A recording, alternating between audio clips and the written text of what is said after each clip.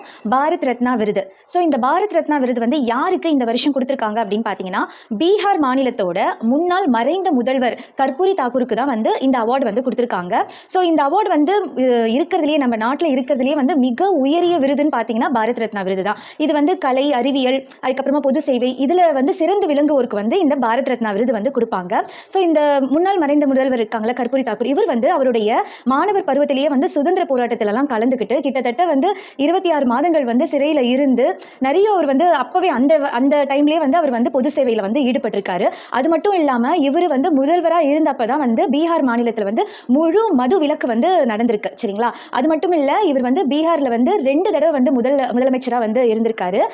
அந்த பீகார் மாநிலத்தில் வந்து தாழ்த்தப்பட்டோர், பிற்படுத்தப்பட்டோர் இவங்களுக்கெல்லாம் வந்து போராடி மக்கள் தலைவராக வந்து இவருக்கு வந்து ஒரு பட்டமும் கொடுத்துருக்காங்க. ஸோ இதனால தான் வந்து அவர் மறைந்த பிறகு இந்த வாட்டி அவருக்கு வந்து பாரத் ரத்னா விருது வந்து வழங்கியிருக்காங்க.